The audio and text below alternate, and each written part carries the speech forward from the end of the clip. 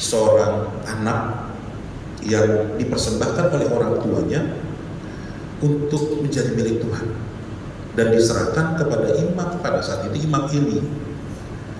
Imam Eli ini dalam pembacaan kita bisa melihat dia sebagai orang yang sangat lembut, cukup lembut, bahkan bisa dikatakan sangat lembut.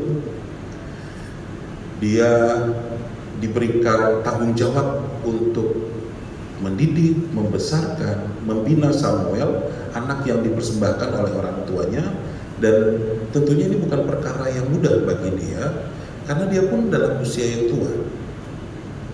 Di sisi lain juga dia menghadapi pergumulan dalam kehidupan keluarganya, di mana anak-anaknya itu tidak bertumbuh dengan baik, tidak mengikuti bimbingannya dengan baik. Anak-anaknya bisa dikatakan ya cukup jahat begitu. Sehingga menjadi hal yang tentu tantangan yang berat bagi Imam Eli untuk membimbing membesarkan Samuel. Dan dalam pembacaan kita melihat contohnya bagian atau buktinya akan kesabaran yang dia miliki. Ketika suatu malam menjelang pagi, tapi sepertinya masih gelap, karena dikatakan dalam pembacaan kita di ayat ketiga, lampu Allah belum padam. Lampu di kemah suci itu kemudian biasanya dinyalakan ketika gelap, dari sore hingga pagi. Tapi dikatakan lampu belum padam, artinya pagi dini hari lah kurang lebih gitu ya, menjelang fajar menyingsing. Kemudian Samuel yang sedang tidur, dia mendengar suara yang memanggil dia, Samuel, Samuel. Samuel mengira itu adalah Eli. Dia kemudian datang kepada Eli, tapi Eli jawab, aku tidak memanggilmu, tidurlah kembali. Lalu Samuel tidur lagi dan dia mendengar panggilan yang kedua, Samuel, Samuel. Dan dia berpikir itu Eli, itu Imam Eli, dan dia mendatangi Eli lagi dan berkata, ini aku Bapa, karena engkau memanggilku. Kita melihat jawaban Eli, aku tidak memanggilmu anakku, tidurlah kembali. Kita perhatikan gitu ya, dari jawaban yang pertama dia katakan, aku tidak memanggilmu, tidurlah kembali. Tapi ketika dua kali datang Samuel, yang Eli katakan, aku tidak memanggilmu anakku, tidurlah kembali. Ketika banyak pembimbing, baik itu orang tua, saudara atau siapapun gitu ya, ketika berulang melakukan sesuatu yang kita rasa enggak begitu dan udah dikasih tahu bukan begitu, biasanya agak kesal bawaannya. Seperti contoh tadi, enggak, ini bukan begitu, jangan dipikir, jangan ditebak, diingat, ini apa bentuknya, bagaimana. Ketika saya merasa anak saya menghayal lagi gitu ya, dan menebak, saya jadi nyesel. Dan sepertinya itu umum terjadi. Kita kasih tahu, ini jangan taruh di sini. Sekali masih oke lah. Tapi kalau dua kali, nggak akan, bahkan ketika berulang kali, tentu ngomongnya udah lain gitu. Dan bawaannya jadi kesal. Tapi tidak kepada Eli. Dia bahkan makin lembut. Ketika sebelumnya dia katakan, aku tidak memanggilmu, tidur kembali. Ini menjelang pagi, Eli masih tidur, dia bangunin gitu. Orang lagi tidur dibangunin, kenapa? Enggak, saya enggak manggil. Tidur lagi, datang lagi. Umumnya orang akan bilang, udah saya bilang enggak, saya enggak manggil, ngapain lagi datang? Tapi tidak gitu. Dia dengan lembut dia katakan, aku tidak memanggilmu, anakku, tidurlah kembali. Bahkan ketika 3 kali Samuel mendengar, dan Samuel masih tetap datang ke Eli karena nggak ada orang lain selain mereka berdua di wilayah itu, Kemudian Eli menjawab, dan Eli mengerti bahwa Tuhan yang memanggil Samuel. Kita bayangkan kalau misalkan Imam Eli tenggelam dalam emosinya atau mempunyai sikap seperti orang pada umumnya, mungkin dia akhirnya tidak tiba pada pemahaman bahwa Samuel sedang dipanggil oleh Tuhan. Tapi karena penuh dengan kelembutan, dia menjadi lebih peka. Sehingga kemudian dia katakan, pergilah tidur di ayat yang ke-9, jika ia memanggilmu, jawablah, berfirmanlah ya Tuhan, sebab hamba-Mu ini mendengar. Eli akhirnya bisa menjadi pembimbing yang baik, walaupun di sisi lain dia bisa dikatakan gagal untuk membimbing anak-anaknya sendiri. Tapi dia di tengah segala keberadaannya bisa menjadi pembimbing yang baik bagi Samuel. Bagaimana kemudian dengan Samuel? Samuel dikatakan di ayat yang pertama, Samuel yang masih muda. Diyakini saat itu usia Samuel itu sekitar 12 tahun.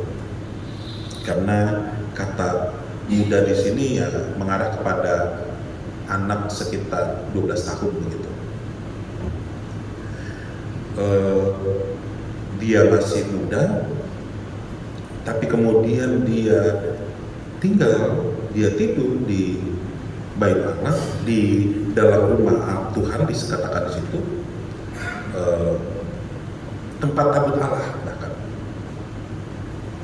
dia hidup dekat dengan Tuhan walaupun mungkin dia belum memahami, walaupun dia belum mengerti. Dan itu terbukti ketika Tuhan memanggil dia nggak tahu kalau itu suara Tuhan. Akan tetapi kemudian, walaupun dalam keterbatasannya sebagai orang muda, bahkan kita bisa katakan sebagai anak-anak, Samuel tetap kemudian berupaya menjawab panggilan itu. Ketika awalnya dia tidak mengerti, dia kira itu Eli, dia datang ke Eli. Kalau kita bayangkan tadi Imam Eli sebagai orang tua yang lagi tidur enak-enak, kemudian dibangunin, ditanya kenapa, ya sebaliknya juga Samuel. Ini dia lagi tidur, dengar suara dipanggil, pas udah bangun datang menghadap Eli bilangnya, enggak, saya nggak manggil. Dan hati dia, ada kok suaranya. Kali kedua juga begitu. Bagaimana kemudian sikap Samuel begitu berbeda, walaupun bahkan sampai 2 kali dan bahkan 3 kali dia tetap kemudian menjawab panggilan itu. Sehingga pada akhirnya ketika Eli memberitahu bahwa itu adalah panggilan Tuhan, dia kemudian bisa menjawab panggilan Tuhan itu. Ketika walaupun dalam bimbingan Imam Eli, walaupun dikasih tahu cara jawabnya gimana, tapi apa yang dia lakukan setelah Imam Eli kasih tahu bagaimana cara menjawab ketika namanya dipanggil, maka di ayat yang ke-10 dikatakan, Samuel menjawab, berfirmanlah, sebab hamba-Mu ini mendengar. Sama seperti apa yang diperintahkan atau disampaikan oleh Imam Eli. Dari sini terlihat bahwa Samuel itu juga punya keinginan untuk dibimbing, juga punya keinginan untuk ikut dalam arahan yang diberikan. Dia taat dan dia setia. Dan bahkan dengan dikatakan berfirmanlah sebab hamba-Mu ini mendengar, menegaskan bahwa ada kerendahan hati. Dia menyadari posisinya bahkan sebagai anak, bahwa dia adalah hamba, dan dia menyadari bahwa sebagai hamba dia harus menghadap Tuhan dengan sikap yang penuh hormat untuk kemudian menerima apa yang Tuhan perintahkan baginya. Nah Bapak Ibu, saudara-saudara, anak-anak yang dikasih oleh Tuhan kita Yesus Kristus, maka dalam pembacaan ini kita melihat bagaimana kemudian ada proses bimbingan yang begitu baik, karena ada kerjasama yang baik dari si pembimbing maupun dari yang dibimbing, baik dari si pembina maupun dari yang dibina. Sama-sama kemudian pada akhirnya mau menjalani tanggung jawab yang diberikan. Pertanyaannya kemudian, bagaimana dengan kehidupan kita? Apakah kemudian kita mau dibimbing? Apakah kita kemudian mau dibina? Atau apakah kita mau menjadi pembimbing atau menjadi pembina? Apapun perannya yang diberikan bagi kita. Lewat pembacaan Tuhan ini, kita diingatkan bahwa ada kalanya kita juga sama seperti imam ini mendapat tanggung jawab sebagai pembina, yang membina, membimbing baik anak-anak kita maupun orang-orang di sekitar kita. Tidak jarang kemudian tanggung jawab yang diberikan itu oleh orang banyak, oleh orang-orang di luar sana, katakan seperti itu, tidak dijalani dengan baik. Tapi kita belajar dari imam ini bagaimana membimbing dengan penuh ketaatan, bagaimana membimbing dengan penuh kesabaran, bagaimana membimbing dengan penuh cinta kasih. Ketika itu terjadi, maka ada kepekaan untuk memahami bahwa ada rencana Tuhan di dalamnya. Terkadang dalam proses yang kita jalani, tantangan-tantangan, bahkan mungkin tantangan yang besar atau bahkan juga mungkin tantangan yang kecil, membuat terkadang kita akhirnya terbuai, tenggelam dalam emosi misalnya, dalam nafsu misalnya, sehingga pada akhirnya kita tidak memahami bahwa ada rencana Tuhan di balik itu. Ketika misalnya kita punya bayangan, wah saya mau jadinya begini, saya maunya jadi begitu, saya mau keluarga saya begini, saya mau pekerjaan saya begitu, saya mau anak saya begini, saya mau orang tua saya begitu, dan lain sebagainya. Masing-masing kita tentu punya bayangan dan harapan. Tapi ketika itu terjadi berbeda dengan apa yang kita bayangkan, seringkali itu membuat kita kecewa. Kita mengharapkan pekerjaan begini, tiba-tiba pekerjaan yang lain. Kita mengharapkan atasan seperti ini, tiba-tiba dapatnya lain. Kita kesel. Dan tidak jarang kemudian mempengaruhi kinerja kita. Kita ngajarin orang begini, kita ngasih tahu orang begini, tapi kemudian sikapnya berbeda dari apa yang kita harapkan, membuat kita kesel, tidak jarang. Sehingga kita tidak akhirnya terbuai atau terpengaruh untuk tidak menjalani lagi tanggung jawab dengan baik, baik sebagai orang yang dibimbing maupun dibina. Maka pertama-tama kita diingatkan untuk dengan penuh kelembutan, dengan penuh cinta kasih, dengan keinginan untuk membuka hati kita, sehingga kita tahu apa makna, apa maksud, apa peristiwa yang terjadi dalam kehidupan kita, di balik segala peristiwa yang terjadi. Maksud saya, apa makna, maksud di balik segala peristiwa yang terjadi dalam kehidupan kita, baik peristiwa-peristiwa besar maupun peristiwa sederhana, sehingga kemudian kita dapat memberi bimbingan yang tepat. Saya ya pernah mengalami begitu ya. Satu kali anak saya ditelepon, bukan anak saya ditelepon, istri saya ditelepon sama gurunya. Katanya anak saya bawa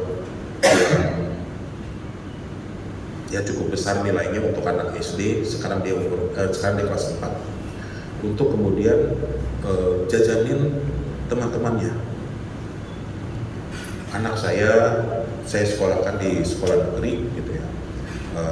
Ya banyak pertimbangan, salah satu pertimbangan utama karena saya pendeta, istri saya pendeta, lingkungan bergaulnya sekitar gereja.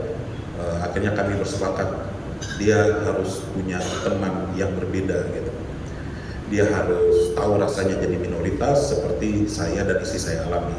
Sehingga kita sepakat kalau masuk sekolah swasta atau di sekolah Kristen, lingkungannya itu aja begitu. Nanti aja kalau udah SMP atau SMA Pertama-tama biar dia belajar untuk bersosialisasi, belajar untuk berteman dengan yang berbeda, belajar untuk jadi minoritas bahkan.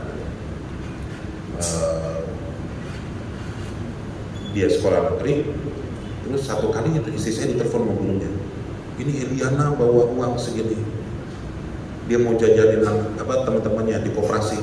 Langsung guru yang di koperasi itu nggak membiarkan gitu ya, jadi nggak bisa dia jajanin. Oh itu uang dari mana, tuh coba diiniin. Terus istri saya jadi kayak agak marah waktu itu. Kebetulan kami lagi pergi berdua. Terus saya bilang, nanti dulu, jangan marah dulu, kita tanya dulu kenapa. Bisa dia memang mau pamer, kita tahu uang itu dari mana gitu ya, karena dia baru ulang tahun saat itu. Dia baru ulang tahun, om-omnya itu ngasih uang ke dia, dan saya kasih tahu dia itu ditabung, disimpan.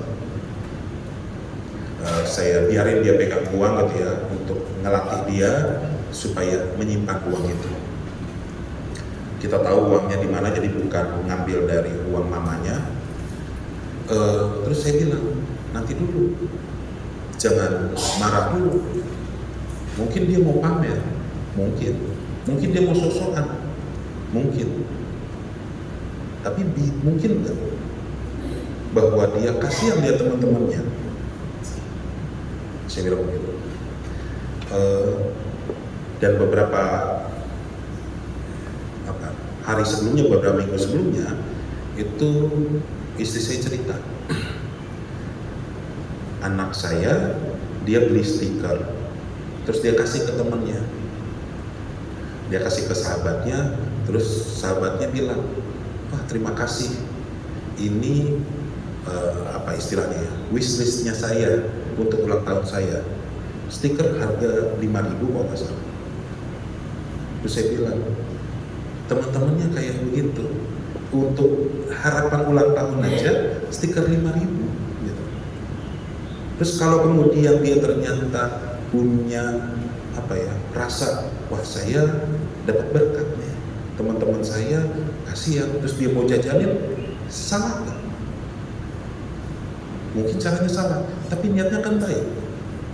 Baru, oh iya, akhirnya kita tanya kenapa. Ya namanya anak kecil tentu penjelasannya ya begitu ya, terbatas. Dibilang ya mau aja. Lili mau pamer? Enggak. Ada yang maksa, takutnya juga kemudian dia dipaksa. Enggak. Nah, baru kita kasih tahu, jangan bawa uang banyak ke sekolah pertama. Lalu yang kedua, apa yang Lili bikin bagus, tapi caranya kurang tepat. Kalau Lili memang peduli, Lili memang sayang sama teman-teman, itu bagus. Tapi cara jajanan itu nggak bagus. Apalagi bawa uang segitu banyak. Nanti teman-teman bisa melihat sayang atau bisa berhubungan sama dia cuma sebatas dijajanin aja. Nah itu contoh gitu. Saya menilai gurunya salah melihat gitu, atau tidak berupaya melihat dengan penuh. Dan itu mempengaruhi istri saya. Untungnya saya nggak dengar omongan gurunya. Mungkin kalau dengar omongan gurunya terbawa juga gitu. Jadi punya sudut pandang yang mirip. Bahwa seringkali kondisi, keadaan, atau hal yang kita rasa ini nggak sesuai dengan harapan kita, membuat kita kemudian tidak berupaya mencari apa sebenarnya makna di balik peristiwa yang dialami. Kenapa itu terjadi? Berbeda dengan Imam ini, dia memberi diri. Dia berpikir, ini kenapa sampai 2 kali? Oh, makanya pada ketiga kali dia sadar, ini Tuhan yang mau memanggil. Karena dia nggak mikirin soal enak tidurnya dia tidak mikirin soal nyamannya tidur dia atau nanggungnya tidur, bukan soal dirinya, tapi kemudian dia mau membuka diri, khususnya dalam menjalani tanggung jawabnya. Maka marilah itu senantiasa kita miliki, keinginan untuk membuka diri, keinginan untuk akhirnya peka terhadap kehendak Tuhan bagi kehidupan kita, baik ketika kita membimbing maupun ketika kita menerima bimbingan. Sehingga itu juga yang kita pelajari dari Samuel, bersedia untuk terus dibimbing. Apakah Imam Eli pembimbing yang baik? Iya. Tapi bukan berarti kemudian pembimbing yang baik pasti menghasilkan orang-orang yang dibimbing dengan baik. Kenapa? Anaknya sendiri aja nggak jadi apa-apa kok, gitu. Si Imam Eli ini. Artinya bukan hanya menjadi pembimbing yang baik, tapi menjadi seseorang yang dibimbing dengan baik, itu juga penting. Karena nggak ada gunanya pembimbing yang baik kalau kita tidak mau dibimbing dengan baik. Kita tidak mau memberi diri untuk dibimbing dengan diberikan bimbingan. Kapan kita menerima bimbingan? Ya setiap saat. Bukan hanya anak-anak usia tertentu, tapi semua orang. Begitu juga ketika memberikan bimbingan, bukan hanya orang-orang usia tertentu saja yang memberikan bimbingan, tapi siapapun bisa. Tuhan bisa pakai berbagai cara. Saya bahkan pernah mengalami itu, dan saya agak lupa sih, jadi saya nggak bisa ceritain. Tapi tiba-tiba anak saya nyeletuk gitu ya, bikin kita oh iya ya. Oh saya ingat ketika kedukaan orang tua dari istri saya itu meninggal dalam waktu yang dekat, 7 bulan. Jadi istri saya cukup terpukul begitu ya. Apalagi orang tua di Balikpapan, istri saya dan istri saya di Jambi. Begitu. Sebelumnya saya di Sulawesi. Istri saya punya kerinduan untuk paling tidak punya kesempatan untuk merawat orang tua. Ternyata enggak. Satu meninggal ketika kami masih di Sulawesi, terus kami mutasi ke Jambi, orang tua perempuan meninggal. Dia sedih, terus anak saya bilang, kan ada Tuhan Yesus, kan Oma ke Tuhan Yesus, yang mah, kita mungkin itu kata-kata yang umum gitu ya. Mungkin kalau bapak ibu yang ngomong gitu ya, buat saya, buat istri saya pada saat itu biasa aja gitu. Ya kita juga tahu gitu. Mau lagi sedih kok gitu ya. Mungkin kita menempatkan posisi kita, kondisi kita yang lagi bersedih lebih tinggi. Tapi ketika yang ngomong anak, ini jadi lain ceritanya. Gitu. Iya ya, anak aja ngerti. Gitu. Kok kita ngajarin orang kok gitu. Nah, ya, udah, ini yang terbaik udahlah. Gitu. Bahwa kemudian anak pun bisa memberi bimbingan, bahkan anak usia 5 tahun, gitu, pada saat itu umur 5 tahun. Maka marilah kita senantiasa memberi bimbingan, menerima bimbingan, siap menerima bimbingan, mau kemudian mendengar bimbingan yang diberikan, apapun bentuknya, dari siapapun munculnya, karena ketika itu merupakan hal yang baik, kita menyadari bahwa itu adalah anak Tuhan untuk memberikan bimbingan, sama seperti Eli yang dipakai Tuhan untuk memberikan bimbingan bagi Samuel, sehingga Samuel dapat menjadi imam, dapat menjalani peran juga sebagai nabi, bahkan hakim bagi Israel. Dia bisa melakukan itu semua karena dia bertumbuh dalam bimbingan Tuhan melalui Eli. Maka marilah kita senantiasa dibimbing oleh Tuhan melalui orang-orang di sekitar kita. Dan marilah kita senantiasa dapat menjadi alat Tuhan untuk membimbing orang-orang di sekitar kita. Tuhan memberkati kita. Amin.